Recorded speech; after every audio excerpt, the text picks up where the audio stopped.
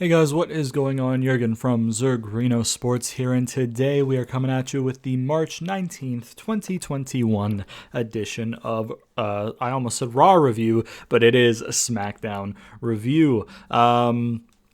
Quickly, before we get into the review, let me know what you guys thought of SmackDown down in the comments below. Did you like it? Did you dislike it? And at the end of the review, if you liked the video, please leave a like, all that good shit. Discord link in the description. We have a watch along channel if you want to hop in there, audio channel, and we react live to the pay-per-views and shit. And all that shit. And then touching on Fastlane, there will be a predictions video out tomorrow, and then a review video out the next day. But anyways, without further ado, let's get into the SmackDown review. I was a fair few minutes late to SmackDown today. I think I was 8 minutes late, but I didn't miss any promo stuff that I'm aware of. I just kind of started watching, went a little bit into the Sasha and Nia women's title match, which opened the show. I think there was a little bit of Reggie stuff beforehand during the entrances, and I think there was a backstage Sasha and Bianca thing based on like a picture I saw on Twitter, but I don't know what was said in that because, once again, I was a little bit late to SmackDown today, but I watched most of the match, I think. There was a point during the match where Bianca came down mid-match to kind of like support Sasha and kind of even the odds, I guess, because Shayna was in Nia's corner. The match was a Nia Jax match, and then we got to the finish, which featured Shayna and Bianca kind of getting into it on the outside. Shayna gets in the ring, and then Bianca follows her in the ring. And then the ref stops Bianca, the second person into the ring, which distracts the ref, and then the ref's like, then Shayna's like, oh shit, I'm gonna attack fucking Sasha, because Sasha and Nia were both kind of down on the ground. She goes to knee strike or like kick Sasha in the face. Sasha moves, she hits Nia, and then the ref's like, wait, what the fuck? You're in here too? And then turns around, and then Bianca gets Shayna out of the ring, and then Sasha rolls up Nia to retain her title, or like a jackknife kind of roll up. I think Graves said it was. Match quality was what you'd expect from a Nia Jax match, so nothing special.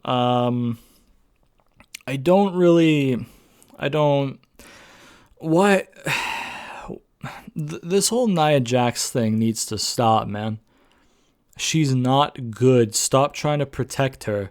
You couldn't have Sasha defend her title clean before fucking Mania? Are you joking? You couldn't have her defend her title clean before Mania? Like, what the fuck is that? That's so stupid. You know what I mean?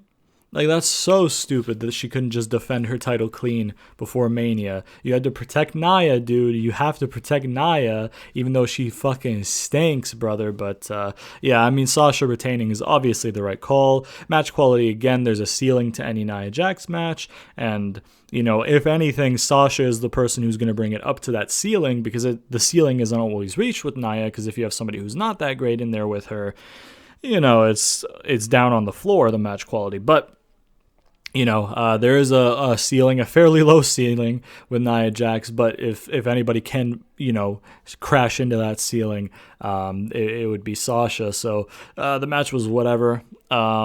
Right winner. I don't like the fucking bullshit. I don't like the ref being so stupid as to miss the first person into the ring and only block the second person into the ring. That doesn't make any sense to me. It's not like it's a tag team match where the legal competitor, you know, fucks up the non-legal competitor. They try and get in, and the ref's like, oh, you can't get in, and then the non-legal on the other team comes in. That's not the same thing. You know what I mean? Because the dynamics are different. When two people who are not legal competitors both get in at the same, one after the other, the ref should not just stop the second person and be like, oh, you're not allowed in here, and then just completely ignore, you know what I mean? And it's just, logistically, it's shit. It played out in a way that was not good, and then also, you don't need a fucking distraction, fucking shenanigans retention for Sasha. Sasha can beat Nia Jax clean. She's the women's champion, okay? And Nia is trash, okay? Just have her retain clean. So, right result to start things off. I don't like how they did it, though. We had a quick little segment with Edge backstage in an interview. He talks about how SmackDown feels like home. Some of the best moments of his career, like winning the title against Undertaker, were on SmackDown, but also the worst moment of his career, relinquishing the title and retiring, was on SmackDown. He's ready to get back into action on SmackDown. He feels like Daniel Bryan needs a fair shot at Fastlane, which he won't get with Jay there. And then he also talks about how Jay has potential to be a huge star in the business, but not while he's in Roman's shadow, and while he's in his shadow, he's going to run into trouble, and tonight the trouble is Edge, something like that. Just a simple little promo. Then they showed a Edge winning the tag titles highlight with Hulk Hogan, because Hulk Hogan is somebody we should be celebrating in 2021, said sarcastically. He is a piece of shit. Then we have Nia and Shayna backstage, with Nia blaming Shayna, where Nia says that if Shayna costs them on Sunday, she's going to come for her. Shayna says sorry. Nia's like, I don't give a fuck about your apology. What are you going to do about it? And then Shayna's like, you know what? I'll go ask for a match with Bianca and give her the nastiest beatdown of her life, or some shit like that. Which immediately I rolled my eyes to, because I knew that we were either going to get shenanigans or a stupid fucking result that doesn't help anybody. Yeah, we got one of those things, but we'll get there in a little bit. Then we had a Seth Rollins promo, who, by the way, made his entrance before the commercial break. Then we came back to the commercial break, to the backstage thing, and then to Seth, which, once again, production-wise, I don't understand why they're doing this. You know what I mean? They can get away with it because they don't have a live crowd there and stuff like that, and I understand that. It's just, it fucks up the whole flow of it. If we go off air and somebody's making their entrance and then we go on air and it's a completely different set of people in a different segment, you kind of make the audience be like, what the fuck, did we not see what was happening? And then if you go into what was supposed to happen and you're like, oh, okay, there it is, that was weird, it takes you out of the show. It disrupts the natural flow of the show, and it kind of just takes you out of it. So I really, Kevin Dunn, brother, that's all you can say there. Kevin Dunn, not too great. Seth talks about how when he returned after his long absence, the whole roster came out and greeted him like a king, not because they like him, most don't like him, some do, but because they respect him, and he respected them for being idiots and leaving the ring. But Cesaro was one person who stayed behind. He took the disrespect too far. He humiliated Rollins. He embarrassed Rollins. And Rollins now knows why. It's because he's jealous. He's jealous of Seth because, Seth's a Mania main eventer and Cesaro is an abject failure. Apart from that, the difference between Seth and Cesaro is that Seth is a fighter and, Cesaro is a failure. Seth gets back up, which after last week, Cesaro showed that he can't say the same. Then we play video of Seth Rollins' attack post-match last week. And then Seth's mocking him a little bit, pretending like he can't stand, making comments. I'm surprised he didn't put in a Joe Biden comment after Joe Biden fell up the stairs. Somebody did on the night show, which popped me a little bit. But yeah, I'm surprised that Rollins didn't, because that was right there. But yeah, man, he then goes on to say that Cesaro swung him 22 times, which he counted, and Cesaro won't disrespect or humiliate him again because he's Seth freaking Rollins, and Cesaro is the biggest waste of potential in WWE history. Then Shinsuke comes down, and then Seth tries to reason with him as he's making his way down to the ring, and then as he's trying to reason with him when he's in the ring, Shinsuke grabs the mic, says shut up, and then kicks Seth, who gets back up after getting kicked down, starts to stand off, and then he gets out of the ring like he's gonna flee the situation. Then Shinsuke does his come on thing in the middle of the ring, which gets Seth to slide into the ring. And then he gets kind of taken down with, I don't know what the move is called, but he gets taken down with a fairly, normal maneuver, and then eats a Kinshasa. And Shinsuke, looks strong in the segment. Later on in the night, it's announced that we'll see Shinsuke versus Seth at Fastlane, which is a bit unfortunate because it means Shinsuke's probably getting a loss, but they'll have a great match if they're given time, so at least we'll have that. But yeah, man, Seth promo advancing him and Cesaro. I'm assuming that where they're going with this is Cesaro and Seth at Mania. And if Cesaro can get a clean win against Seth at Mania, man, that positions him right up there at the top of the card, which would be great. And then he can go on to win the title off of Roman at SummerSlam. You know, that'd be good. That'd be good. You know what I'm saying? That'd be really good. But yeah, man. Then we had the Mysterios, who are heels, by the way. I know they're faces on programming and they're treated like faces. They act like heels. They do like a heel type maneuver every fucking week without fail. And it just doesn't make sense to me. Like, you guys are heels, man. Like, I know you're faces, but you're heels. I don't know. It's fun. It's fun. Mysterios versus the Street Profits, Dirty Dogs on commentary. They constantly kind of avoid the topic of giving people a match for the titles. You know what I mean? Like, Cole will be like, yo, are you going to give the winners of this match a shot at the titles? And they'll be like, yo, we'll discuss it off air, brother. Ziggler is the guy who mentioned Biden. I forget the scenario, but something happened in the match, and then you know, Ziggler talked about how Biden fell up the stairs. He said something like "fall like the president" or something like that. Which, if you haven't seen it, Biden fell upstairs going onto an airplane or some shit like that. Like 3 times he fell up the stairs. So that was funny. But anyways, we had Mysterios versus the Profits, and Dominic ended up pinning Dawkins. Dawkins had a good reaction, which I think will become a meme a little bit. So that was good. Dominic pinned Dawkins, for the win for the Mysterios. Then the Alpha Academy come down, and Gable cuts a promo saying, you know, you guys don't think that puts you ahead of us in line for a shot for the title, do you? I mean, we've already embarrassed you two. You know what I mean? You and your little son, Shorty, which I popped for because, you know, he was Shorty G, which Vince will not see heaven for that, by the way. Vince won't see heaven for a lot of things. Making Gable Shorty G is one of them.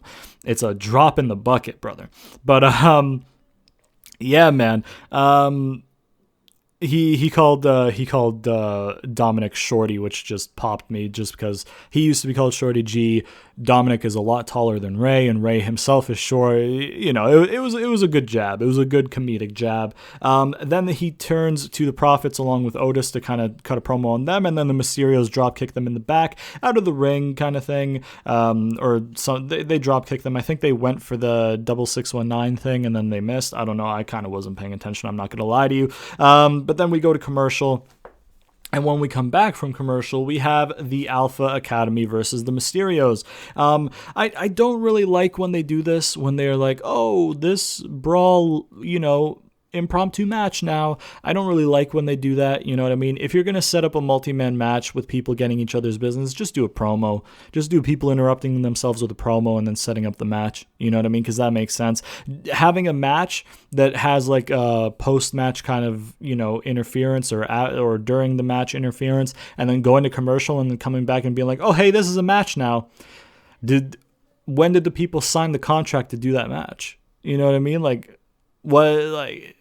Granted, you don't really need to sign the contract because you can have impromptu matches of somebody just being like, oh, open challenge, let's go. But like, you know, it's just, I don't like the impromptu matches. Like, hey, we're going to go to commercial on a little bit of, you know, conflict. And then when we come back, we have a match set up, just because it's not like, why? You know what I mean? Just book the match, you know, whatever. And I get, granted, on the flip side of that, They are trying to do some work with the tag division. I'll give them that. Mysterio's got to win, and then in this match, the Alphas got to win after Ray was sent out. Dominic got hit with a roll-through deadlift German from Gable, and then Otis did his splash from the second rope, 1, 2, 3, to get the win for the Alpha Academies. This time, Profits were on commentary with the Dirty Dogs, and at the end of the match, Gable and Otis were, you know, pointing at the champions. Profits were pointing at the champions from commentary, and then, you know, the Dirty Dogs got onto the commentary table to hold up their, you know, championships and be like, yo, we're fighting champions, bro. Any one of you want to come get it, you come get it, kind of thing. Despite them ducking title shots, obviously that's the story they're being told, right? So, excuse me. I like that they're putting effort into the tag division. I don't really like the impromptu, oh, you just attacked me a few minutes ago, let's have a match. You know what I mean? Especially when somebody just had a match before. But, I mean, Gable got a win, a tag team win. You know what I mean? The Mysterios got a win. You know, it's not bad. It's not an awful thing. I mean, they're doing work.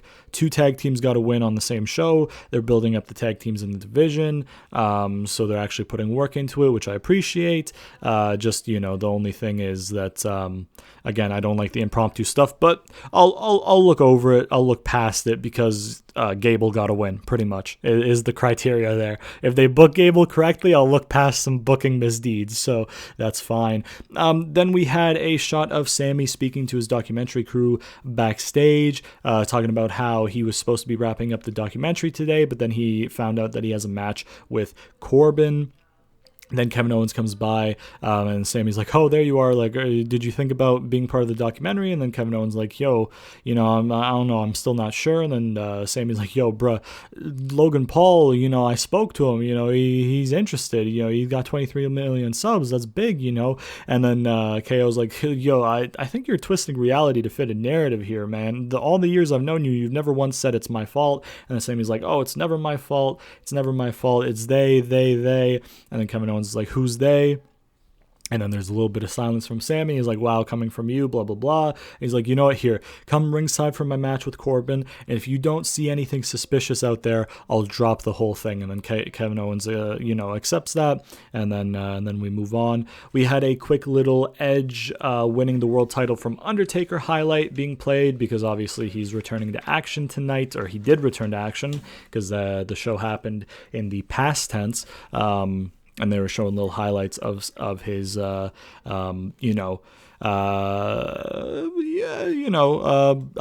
I guess. Highlights of his highlights. Highlights of some of his memorable moments on Smackdown. And obviously one of them is winning the world title, cashing in his second Money in the Bank after they made him win it from Mr. Kennedy, because they told Mr. Kennedy he'd be out a year when all he needed was to be out for like a few weeks. And, you know, they fucked over Mr. Kennedy. But I mean, like, you know, big moment for Edge, though. And then we had a Bryan promo where he comes out and talks about how, Edge versus Jay Uso for the Special Enforcer tonight. Wow. I love how Bryan's been really condescending in his promos to the booking, you know what I mean? Because he's just like, brother, I just want to get in there and wrestle.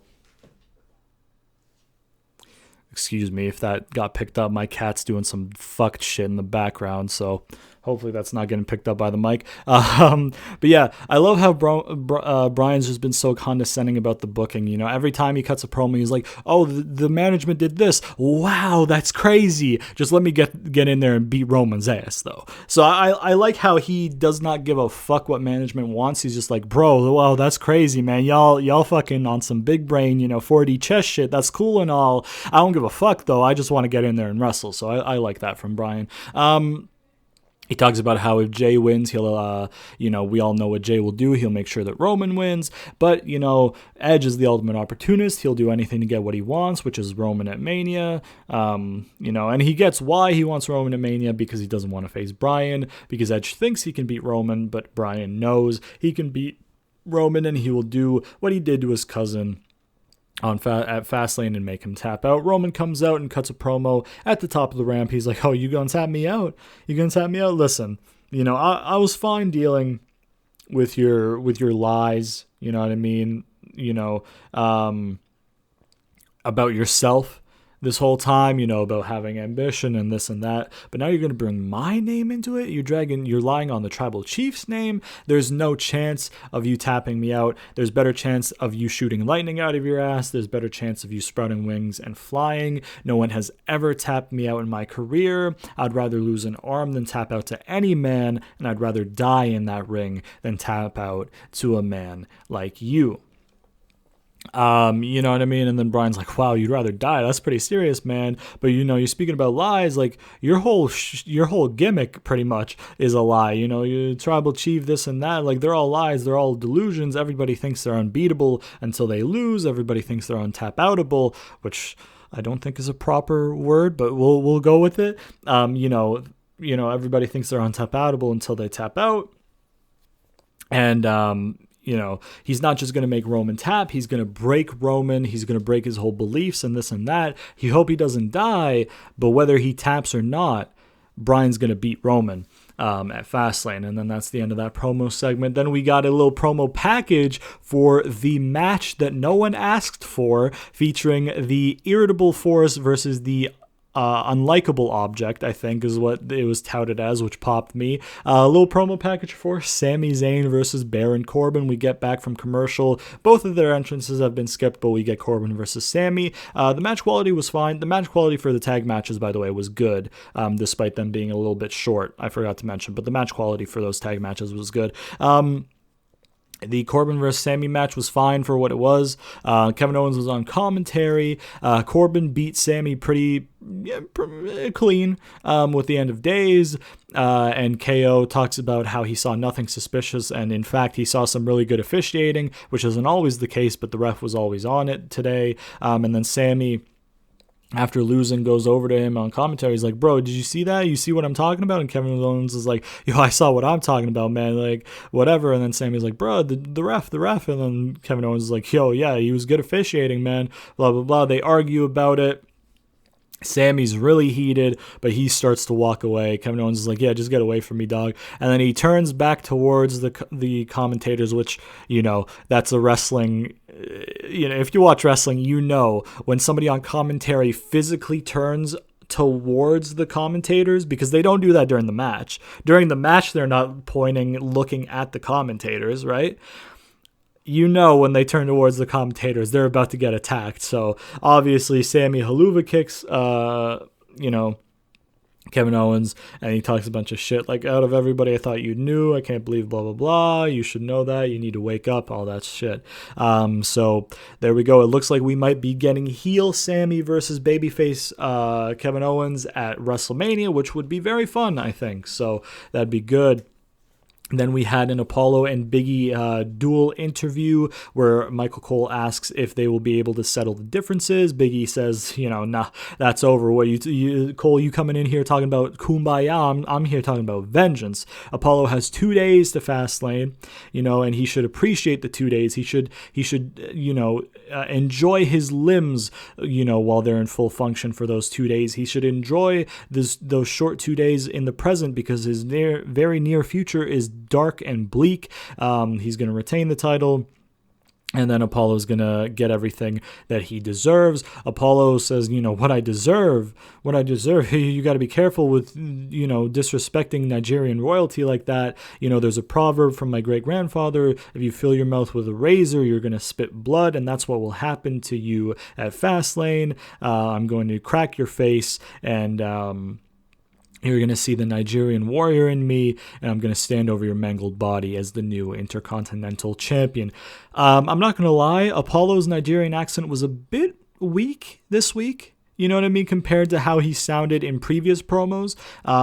Granted, I don't, very often speak to people with a Nigerian accent. I don't know if maybe that's a more natural version of the accent, and what he was doing in previous weeks was more like emphasis put on the accent, you know what I mean? Maybe what he did this week was more natural. Genuinely, I don't know, but it was less prevalent this week than it was the last week's. It was more thick of an accent the last couple of weeks. It was more enunciated in the accent. This week it was a little bit, more subdued of an accent, I guess.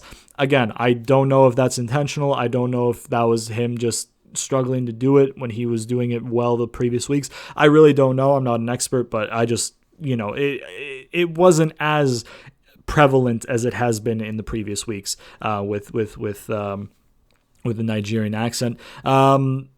Biggie starts taking off his mic stuff, and he's like, yo, no waiting, brother. No waiting. No waiting to Fastlane. Let's do it now. He gets in a golf cart, starts driving around the Thunderdome, not the part that's the actual part of the show, but like the behind the scenes, the rest of the stadium. You know what I mean?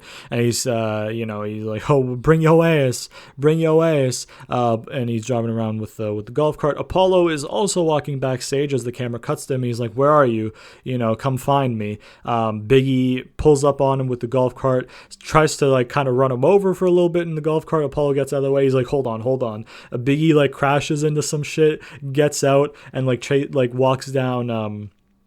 Apollo, who's like, oh, hold on. So Apollo's trying to back off, kind of like he was acting all big when he was backstage, and then when Biggie finds him, he's kind of like retreating a little bit.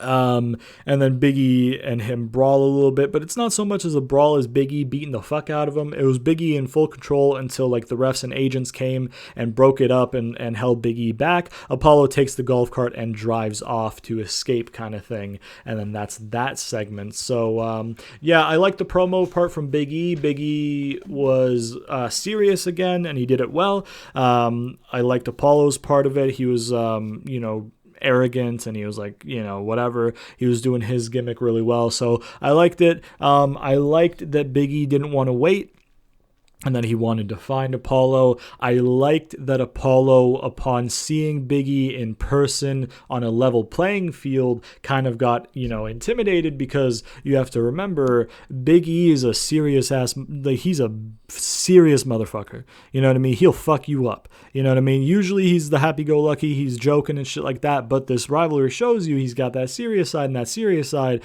ain't nothing to mess with. So, you couple that with cheap shots and putting him out of action and him being so serious, it's natural for the heel to be like, oh fuck, when they see them, and be like, yeah, I don't want none of that right now, I'm not ready for that right now, and then try and get out of it. So it put over how serious and intense Big E was, and it gives Big E some heat going into the pay-per-view. So I liked it. I thought it was good. Then we had Bianca versus Shayna.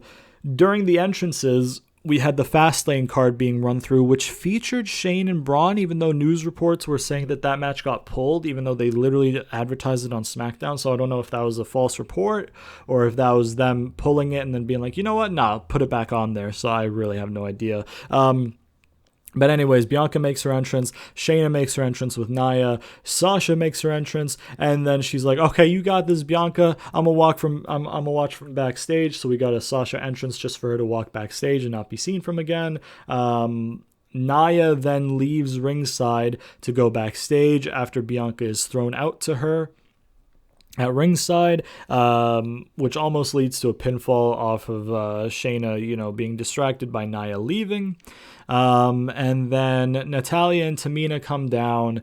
They attack Bianca first, so I think Bianca gets a DQ win technically. And then Shayna, they beat up Shayna on the outside. They beat up Bianca. I just hit my pop filter, excuse me. They beat up Bianca on the inside.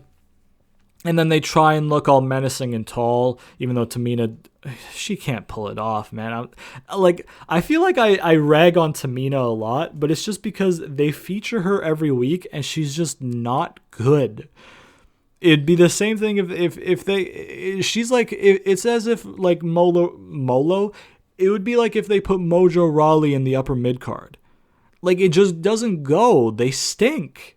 Leave them off the show, or just put them there to fucking put people over, man. Like, fuck, man. No Carmella this week.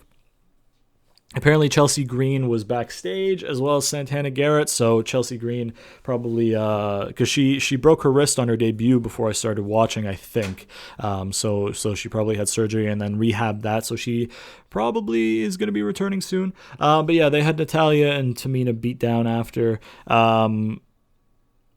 I don't care. I really don't. I say it every week. Natalya in the ring, fantastic. As a character, I'd rather fucking watch paint dry. I'm sorry. Tamina all around, I'd rather just stop watching wrestling. You know what I mean? So it's just like, I don't care. I really do not care. I don't know how many people care other than the people within the families, really. It's just, going back to the match of Bianca and Shayna being even set up to begin with, Like, this was something like this was always going to happen because either you have Shayna beat Bianca, who's literally going to win the championship, women's championship, Smackdown one at WrestleMania in 4 weeks or 3 weeks now, whatever the fuck it is, 3.5 weeks, whatever. You know what I mean? And Bianca already got pinned last week, right? Or the week before, one of those weeks. So, I mean, you've already kind of deflated Bianca a little bit. And so either Shayna has to win and then you deflate Bianca, or Bianca wins, but both tag team champions lose in the same night, making them look weak. It's like, brother, you know what I mean? Granted, they protected Nia, though. She couldn't lose clean to the women's champion. No, that's not allowed because she's related to The Rock. Yeah, no, she's not good or anything, but she's related to The Rock. And it's just I don't know what they're doing with the women's division on SmackDown, man. You have talented people in that division, and you're just booking them like shit. Like, yeah, that's literally what it boils down to. So. Yeah, I don't like the interference. I don't like Tamina and Natalya being like, yo, we want to be tag team champions, so they interfere in a singles match. You know what I mean? If you're going to interfere anywhere, interfere in the tag match on Sunday, but please don't. But please don't actually. You know what I mean? Please, like, don't ruin the pay-per-view. Granted, Fastlane's not going to be that great probably anyways. I don't know. I didn't like it. It was so rushed too, and you could tell it was rushed because they were doing the Fastlane match cards during the entrances. Literally, Bianca made her entrance, they showed her on the ramp, and then as she's walking down the ramp, it's like, oh, here's the match graphics, and then Shayna's music hits, they cut back to the live feed, oh, here's Shayna's entrance, and then as soon as she does her little pose, the little, like, striking warm-up at the top of the ramp, as she starts to walk down the ramp to get in the ring, boom, match graphics. You know what I mean? Like, if the segment felt rushed, it felt rushed at the end overall as a show. And then we got another Edge highlight, but this time it was a low light because it was him retiring. And then we had Edge versus Main Event Jay Uso to see who's going to be the enforcer for the match between Bryan and Roman Reigns for the Universal Championship at Fastlane. Bryan was on commentary. Jay was working the midsection throughout the whole match. Edge was working Jay's shoulder, so they kind of had like a, you know what I mean? Like, when Jay was able to do some offense on Edge, he couldn't fully do the offense because his shoulder was fucked, so he couldn't get full, offense on. Edge, when he was doing moves to Jay, couldn't get full offense off because his midsection was fucked. So the psychology of the match was good. The match itself was good. We got decent time on the match. And Edge ended up winning the match when he did one of those like arm spin things where you grab the arm and you kind of like twist underneath, and then he just yanked the arm down. So Jay went shoulder first into the mat, and then he hit the rope spear, 1, 2, 3 for the win. I don't know if that's getting picked up, but if it is, apologies. And then, Edge wins. He's going to be the enforcer. But, wow, Roman spears Edge after the match while he's celebrating. Then he starts, talking shit to Bryan. He's like, you going to tap me out? Come tap me out. Bryan's like, you want me to tap you out? I'll tap you out. Puts down the headset, starts walking towards the ring. And then Jay attacks him from the side, throws him in, gets a spear by Roman. Roman looks strong. And then that's the show. Another disappointing SmackDown, I think. It wasn't bad, just like last week it wasn't bad. It's just like, if we're looking back at it, right? If we're looking back at it, let me see in my notebook here. Sasha retaining, absolutely the right call. The match happening to begin with doesn't make fucking sense at all. I don't like that Sasha couldn't retain clean. She should have absolutely retained clean, so I don't like the booking around that. Edge's backstage promo was fine. Shayna saying she's going to get a match with Bianca sucked because it would lead to shit that happened that sucked. The Seth promo was good. Shinsuke looking strong against Seth was good. The tag team stuff, other than the impromptu Alphas and Mysterio stuff, was good. They're putting effort into the tag team matches. Mysterio's got to win over Profits, and then Alpha's got to win over Mysterio's, so, it's all good there. The Bryan promo was good. The Roman part of the promo was good. I like that stuff. I like the promo package, the match no one asked for Sami and Corbin. That was genuinely fucking fantastic. Corbin versus Sami match itself served a purpose to advance or start, I guess, Sami and KO as a rivalry going into Mania, so that's going to be good. Apollo and Big E I liked. Bianca and Shayna I didn't really like, and then Edge versus Main Event Jay Uso I liked. So yeah, just the women's stuff again, letting the show down, and it's not down to the talent. Like the talent's doing the best they can with it, except for Tamina and Nia Jax. But like, just they have such a talented roster. It's a shallow roster. There's not many people in that division.